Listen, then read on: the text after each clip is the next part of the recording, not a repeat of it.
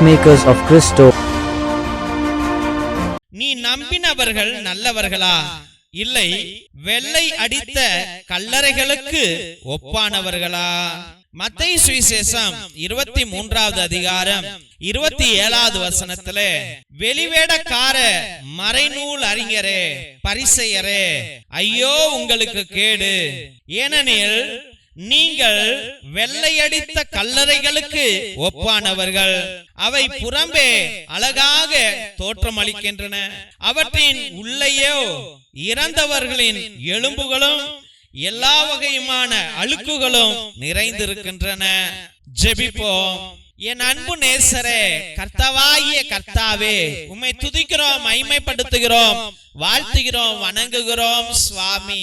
ஆண்டவரே, அந்நாளிலே நீர் யாருக்கும் பயப்படல ஆண்டவரே. அப்பா, மறைநூல் அறிஞர் சுவாமி, அப்பா வேதத்தை படித்தவன், அறிந்தவன், அறிஞன் ஆண்டவரே, அவன் பாவம் செய்தான் ஐயா.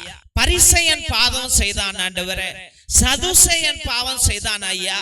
இந்நாளிலும் சுவாமி அப்பா, படித்தவர்கள் ஆண்டவரே, ஞானம் உள்ளவர்கள், நீதிக்காக உழைக்கிறவர்கள் ஆண்டவரே, உடல் சுகத்தை கொடுக்கிற டாக்டர்ஸ், வக்கீலு ஆண்டவரே, இன்ஜினியர்ஸ் ஆண்டவரே, இன்னும் பல துறையில் இருக்கிற அதிகாரிகள் இன்று அப்பா அவர்கள் சேவை என்று தொடங்கிவிட்டு இன்று பணம் என்று நிற்கிறார்களே சுவாமி. எஸ் அப்பா, படித்தவர்கள் ஐயா, நீதியை கொடுக்க வேண்டியவர்கள், உடல் சுகத்தை கொடுக்க வேண்டியவர்கள், மக்களுக்கு சேவை செய்ய வேண்டியவர்கள், மக்களுக்கு உதவுபவர்கள், வாதியார்கள் ஆண்டவரே, ப்ரொஃபசர்ஸ், இன்னும் பலவிதமான அதிகாரிகள் ஆண்டவரே, அவர்கள் இந்த உலகத்திற்கு முத்தாக நீர் உருவாக்கினீர் சுவாமி. ஆண்டவரே, மற்றவர்களுக்கு இல்லாத ஒரு டேலண்டையும் ஒரு ஆசீர்வாதங்களையும் அந்த பிள்ளைகளுக்கு கொடுத்தீர் ஆண்டவரே. ஆனால் அவர்கள் அதை தவறாக பயன்படுத்துகிறார்களே ஆண்டவரே. ஐயோ, அந்த பரிசேயர் மறைநூல் அறிஞரை பார்த்து ஐயோ உங்களுக்கு கேடு என்று சொன்னீரே ஆண்டவரே.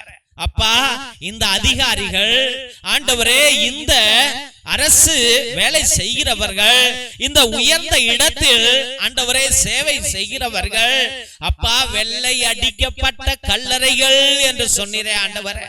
ஆமாப்பா, வெள்ளை அடிக்கப்பட்ட கல்லறைகள் என்று சொன்னீரே ஆண்டவரே. நீ வெளியதாப்பா நல்லா இருப்ப, நீ நல்ல இன்ஷர்ட் போட்டுக்கிட்டு, ஷூ போட்டுக்கிட்டு, கோட்டு போட்டுக்கிட்டு, நிறைய பெரிய வாட்சுகளை கட்டிக்கிட்டு, நிறைய செயின்களை போட்டுக்கிட்டு, சேவ் பண்ணிக்கிட்டு, பெரிய கார்ல வந்துக்கிட்டு, பெரிய ஆடம்பர வாழ்க்கையில இருந்துகிட்டு, நீ நல்ல நகைகளை போட்டுக்கிட்டு, அணு தினமும் பட்டு சேலைகளை கட்டிக்கிட்டு, நீ நல்ல ஒரு அழகான பெண்மணியாகவும் நேர்மை உள்ளவளாகவும் நீதி உள்ளவளாகவும் ஒழுக்கம் உள்ளவளாகவும் தோற்றம் அளிக்கிறாயே. ஐயோ, நீ வெள்ளை அடிக்கப்பட்ட கல்லறை என்று சொன்னீரேன் சுவாமி. ஆமாப்பா, இன்று எத்தனையோ பேர் வெளிப்புறம் ஆடம்பரமாக இருக்கிறார்கள் ஐயா, வெளிப்புறம் அழகாக இருக்கிறார்கள் ஐயா, வெளிப்புறம் ஒழுக்கம் உள்ளவர்களாக இருக்கிறார்கள் ஐயா, பக்திமான்களை போல இருக்கிறார்கள் ஐயா. ஆனால் அவர்கள் உள்ளமோ அழுக்குகளும் அசடுகளும் இருக்கிறது ஆண்டவரே. இன்று ஒவ்வொரு மனிதனுடைய வாழ்க்கையிலும் அழுக்குகளும் அசடுகளும் தான் இருக்கிறது சுவாமி. ஏசப்பா, என் தெய்வமே, அந்த மறைநூல் அறிஞர்கள், பரிசேயர்கள், சதுசேயர்கள் கட்டின வீடு மக்களின் ஆண்டவரே காசுகளால் கட்டப்பட்ட வீடு ஆண்டவரே. அது பாவம் நிறைந்த வீடு ஆண்டவரே, அது கண்ணீர் நிறைந்த வீடு ஆண்டவரே, அது அப்பா சாபத்திற்குரிய வீடாக மாறியது சுவாமி. அதன் நிமித்தமே நீ சொன்னீர் ஆண்டவரே, ஐயோ உனக்கு கேடு என்று சொன்னீர் ஆண்டவரே. அதே போல இன்று நான் இருக்கிற வீட்டுல எத்தனையோ பேருடைய கண்ணீர்கள், கஷ்ட காசுகள், அவன் கண்ணீர் காசுகள், அவன் திட்டின காசுகள் லஞ்சமாக வாங்கி நாங்கள் வைத்திருக்கிறோம் ஆண்டவரே. அது சாபக்கேடு வீடாக மாறுகிறது அல்லவா ஆண்டவரே. அப்பா, வெள்ளை அடிக்கப்பட்ட அந்த வீடுகள் உள்ளே கல்லறை கண்ணீர்கள் இருக்கிறது ஆண்டவரே. அழுக்குகள் அசடுகள் இருக்கிறது ஆண்டவரே. ஆமப்பா, அந்த வீடு நிம்மதியை கொடுக்காது, சந்தோஷத்தை கொடுக்காது, சமாதானத்தை கொடுக்காது அல்லவா ஆண்டவரே. அப்பா, இன்று எத்தனையோ கணவன்கள் கல்லறைகள் ஆண்டவரே. அப்பா, அவனுடைய உள்ளம் ஆண்டவரே காமத்திலும் மோகத்திலும் இருக்கிறது ஐயா, கோபத்தில் இருக்கிறது ஐயா, தகாத உறவில் இருக்கிறது ஐயா, கெட்ட பழக்கத்தில் குடி வெறியில் இருக்கிறது ஐயா. அவன் உள்ளம் கல்லறை சுவாமி. ஐயோ, இன்று மனைவியுடைய உள்ளம் கல்லறை ஆண்டவரே. அப்பா, தீராத கோபங்கள் ஆண்டவரே, மன்னிக்க முடியாத உள்ளங்கள் ஐயா, காம உள்ளங்கள், தகாத உறவு எண்ணங்கள் இருக்கிறது ஆண்டவரே. அப்பா, பொய் பேச்சுகள் இருக்கிறது ஆண்டவரே, ஏமாற்றும் குணங்கள் இருக்கிறது. அதே போல ஒவ்வொரு மகனுக்கும் மகளுக்கும் உள்ளங்கள் கல்லறையாக மாறிக்கொண்டிருக்கிறது. இந்த சாத்தானானவன் மாற்றுகிறான் சுவாமி. இயேசுவே, ஒவ்வொரு தாயின் தந்தையினுடைய உள்ளமும் ஆண்டவரே கல்லறையாக மாறுகிறது ஆண்டவரே. ஒவ்வொரு மாமனார் மாமியாருடைய உள்ளமும் கல்லறையாக மாறுகிறது சுவாமி. ஏசப்பா, என் தெய்வமே, இந்த கல்லறை வாழ்க்கை ஆண்டவரே எங்களுக்கு வேண்டாம் ஐயா. உம்முடைய உன்னத வாழ்க்கை வேண்டும் சுவாமி. தெய்வ கர்த்தாவே, எங்கள் மீது கருணை கொள்ள உம்மிடம் இறஞ்சு மன்றாடுகிறோம் ஐயா. ஆண்டவரே, அன்று சூசையப்பரை பார்த்து நீதி உள்ளவன் ஒருவன் இருந்தான், அவன்தான் சூசை என்று கூறினீரே ஆண்டவரே. இன்று எல்லா பிள்ளைகளும் நீதி உள்ளவர்களாக மாறணும் ஐயா, உண்மை உள்ளவர்களாக மாறணும் ஐயா. அவர்கள் உள்ளத்துக்குள்ளா இருக்கிற நய வஞ்சகம், பொறாமை, ஏமம் ஆண்டவரே, காமம், மோகம், எல்லா பிசாசு எண்ணங்கள், வெறுப்புகள், மன்னிக்க முடியாத தன்மைகள் ஆண்டவரே, அண்ணன் தம்பிகளை மன்னிக்க முடியாத தன்மைகள், அக்கா தங்கைகளை ஏற்றுக்கொள்ளாத தன்மைகள் அனைத்தையும் ஆண்டவரே அப்பா, அந்த உள்ளத்திலிருந்து நீர் எரித்து போடும்படியாக ஜெபிக்கிறோம் ஐயா. இயேசுவே, ஒவ்வொரு பிள்ளைகளையும் ஆசீர்வதிங்க, ஒவ்வொரு பிள்ளைகளையும் பலப்படுத்துங்க ஆண்டவரே. இயேசுவே, உம்முடைய கல்வாரி திரு சிலுவையின் நிமித்தம் இந்த பிள்ளைகள் மீது ஆசீர்வாத மழையை நீர் பொழியும்படியாக ஜெபிக்கிறோம் ஐயா. ஐயோ தெய்வமே, என் வாழ்க்கை கல்லற வாழ்க்கையா மாறிடுச்சு ஐயா, அசிங்கப்பட்ட வாழ்க்கையா மாறிடுச்சு ஆண்டவரே. கடன்காரனா நிக்கிறேன் ஐயா, குழந்தை இல்லாம நிக்கிறேன் ஐயா ஆண்டவரே. கர்ப்பப்பையில பிரச்சனை ஐயா ஆண்டவரே, ஆஸ்மாவோட தைராயோட நானு ஆண்டவரே கண்ணீரோடு இருக்கிறேன் ஐயா. என் வாழ்க்கை கண்ணீர் ஆண்டவரே, என் வாழ்க்கையில அப்பா தோல்விதான் ஆண்டவரே. எனக்கு யாருமே இல்ல சுவாமி. இயேசுவே, என்னால முன்னேறவே முடியலையே அப்பா. எங்க சென்றாலும் தோல்விகள் ஐயா. வேலையே கிடைக்க மாட்டேங்குது ஆண்டவரே, திருமணமே ஆக மாட்டேங்குது அப்பா. வயசு ஆகிக்கொண்டே இருக்கிறது ஐயா ஆண்டவரே. என் வாழ்க்கை கல்லற ஆண்டவரே. ஏசப்பா, என் வாழ்க்கையில என்னாலும் பிரச்சனைகள் சுவாமி. இயேசுவே, என் குடும்பத்துல சமாதானமே இல்லப்பா, சந்தோஷமே இல்லப்பா, ஒற்றுமையே இல்லப்பா. எப்ப பார்த்தாலும் சண்டைகள் ஐயா. இயேசுவே, என் மீது மனம் இறங்கும் ஐயா. ஐயோ தெய்வமே, ஒரு சகோதரியானவர் சொன்னார், ஆண்டவரே, என்னுடைய தம்பியினுடைய வாழ்க்கை ஒரு கல்லறை வாழ்க்கை, அது அசிங்க வாழ்க்கை. ஐயோ, அவன் தகாத வேறு மனைவியோடு இருக்கிறானே ஆண்டவரே, காப்பாற்றுங்கள், என் தம்பியுடைய வாழ்க்கையை காப்பாற்றுங்கள் என்று சொன்னாலே ஆண்டவரே. இயேசுப்பா, எத்தனையோ குடும்ப வாழ்க்கைகள் இன்று கல்லறை வாழ்க்கையாக இருக்கிறது ஐயா. நீங்க வாங்கப்பா, என் குடும்பத்தை காப்பாத்துங்க ஐயா. இயேசுவே, நீர் இல்லை என்றால் என்னால் வாழவே முடியாது ஐயா. ஏசப்பா, இந்த அசிங்க வாழ்க்கைய, இந்த அவமான வாழ்க்கைய, இந்த வெறுப்பின் வாழ்க்கைய, இந்த தோல்வியின் வாழ்க்கைய, இந்த நோயின் வாழ்க்கைய ஆண்டவரே, இந்த கஷ்ட வாழ்க்கைய நீர் எடுத்து போடுங்க சுவாமி.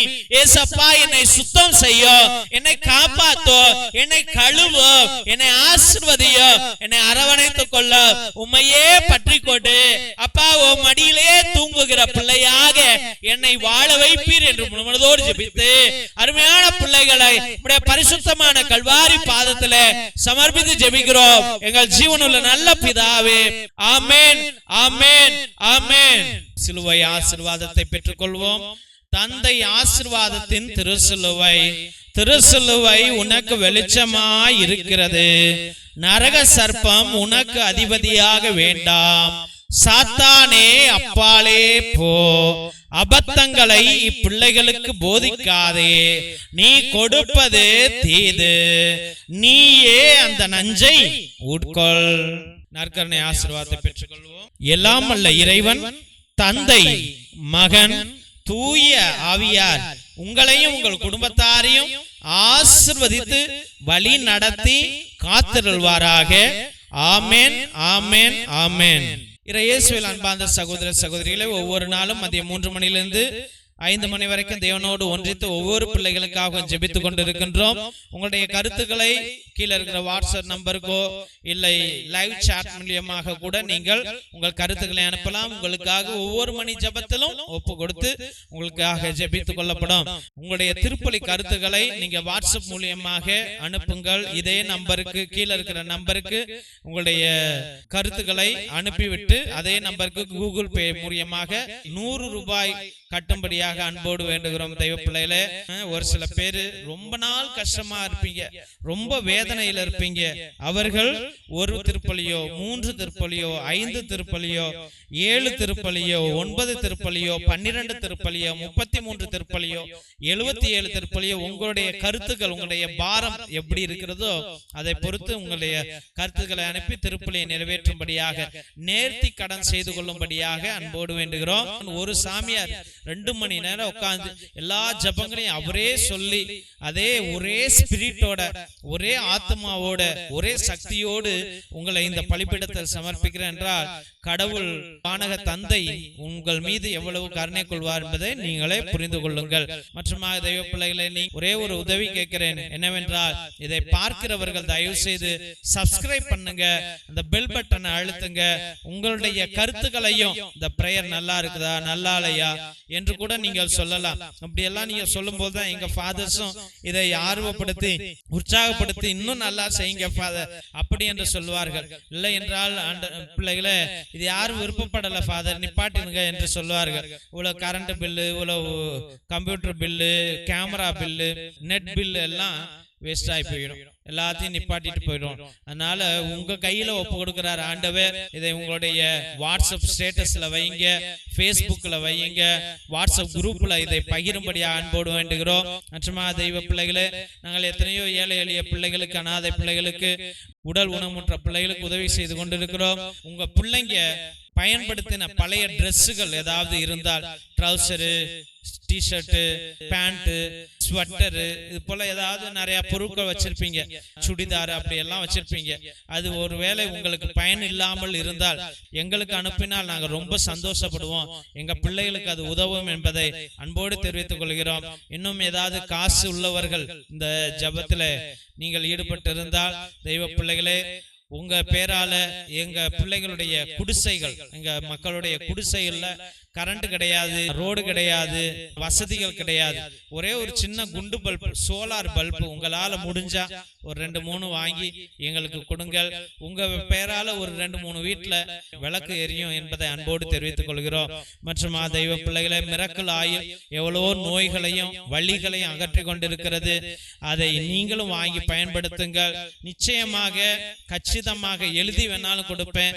உங்க ஆயுசு நாளைக்கே சாவு போறீங்கனாலும் உங்க ஆயுசை ஏத்தி வைக்கும், கூட்டி வைக்கும் அந்த மிரக்கல் ஆயில். அப்படிப்பட்ட ஆயில் அது. ஏனென்றால் என் தந்தையானவர் 4 வருடங்களாக மரண படுக்கையில் தான் இருக்கிறார். ஹாஸ்பிட்டலுக்கெல்லாம் கூட்டிட்டு போனதே கிடையாது. இந்த மிரக்கல் ஆயில் தான் அவரை காப்பாத்திட்டு வச்சிட்டு இருக்குது. அதனால நீங்களும் அதை வாங்கி பயன்படுத்துங்கள். மற்றும் ரத்தத்தின் விடுதலை ஜப புத்தகம், இது கட்டு ஜப புத்தகம், இது விடுவிக்கும் ஜப புத்தகம். எத்தனையோ பிள்ளைகள் கட்டுகள்ல குடும்ப வளர்ச்சி கிடையாது, குடும்பம் உடைஞ்சு போய் கிடக்கிறது, பலவிதமான சோதனைகள். இது வாழ்நாள் முழுவதும் உள்ள கட்டு ஜப புத்தகம். அந்த காலத்துல அந்தோனியா தகடு, செபஸ்தியா தகடு நம்முடைய மூதாதையர்கள் வைத்து எல்லா சாத்தான்களையும் விரட்டி அடித்ததை போல, குடும்பத்துல சமாதானம் வந்ததை போல, அதில் உள்ள ரகசிய ஜபங்கள் கொண்ட புஸ்தகம் இது. அதனால் இதை வாங்கி நீங்கள் பயன்படுத்தும்படியாக அன்போடு வேண்டுகிறோம் தெய்வ பிள்ளைகளே.